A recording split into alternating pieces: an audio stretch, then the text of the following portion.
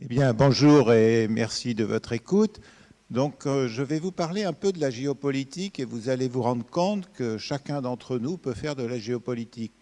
Parce qu'on peut penser que s'intéresser au rapport de force entre les pays, entre les régions, entre la Catalogne et l'Espagne, il faut pour cela aller regarder des sources écrites, des livres, les déclarations des hommes politiques.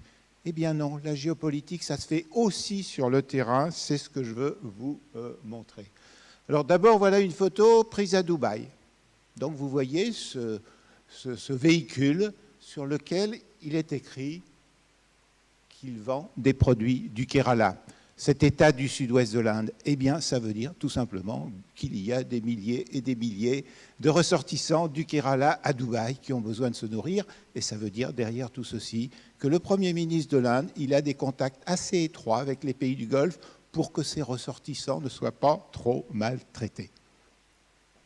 Alors, voici maintenant, nous sommes dans le Haut-Karabakh, cette région du Sud-Caucase à majorité arménienne.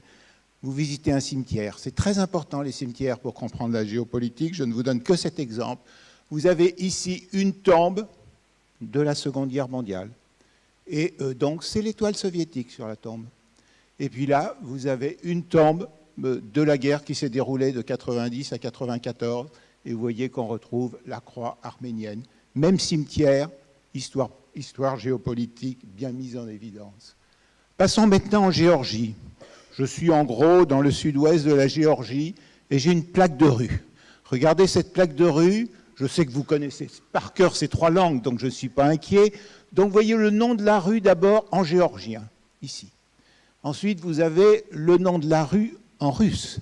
Et oui, parce que la Géorgie a fait partie de l'Empire soviétique et à cette époque, tout le monde devait apprendre le russe. Et enfin, vous avez le nom en arménien, parce que nous sommes dans la région de Géorgie où la majorité de la population est de langue et culture arménienne.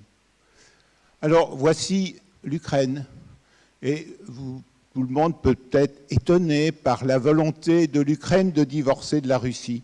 Mais il suffit d'aller à Kiev, de regarder ce monument qui rappelle la période.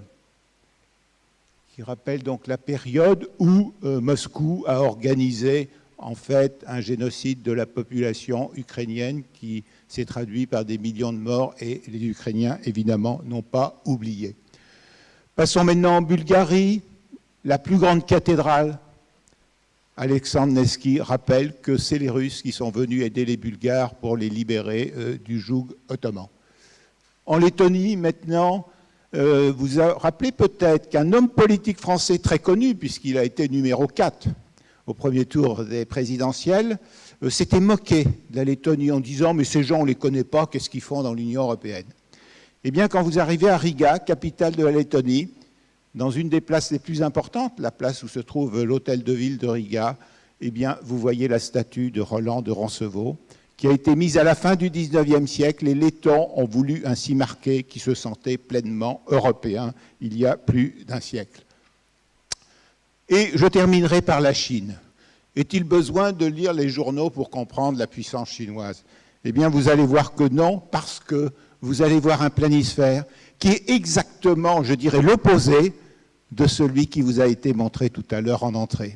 Rappelez-vous bien la carte de tout à l'heure. L'Europe était au centre. Et qu'est-ce qui se passe ici? C'est la Chine qui est au centre. Donc ça, c'est une photo que j'ai prise à Tianjin. Tianjin, donc très important port, à environ 120 km de Pékin, dans un centre qui explique un peu l'urbanisation de la ville. Les photos étaient interdites. C'est pour ça que j'en ai prise, bien entendu, et notamment celle-ci. Et vous voyez qu'il suffit déjà de regarder la carte pour comprendre, premièrement, que la Chine, c'est l'empire du milieu, donc se considère au centre du monde, contrairement à la carte de tout à l'heure, et deuxièmement, qu'elle est ouverte sur le monde et qu'elle considère qu'elle est au centre de tous les réseaux maritimes.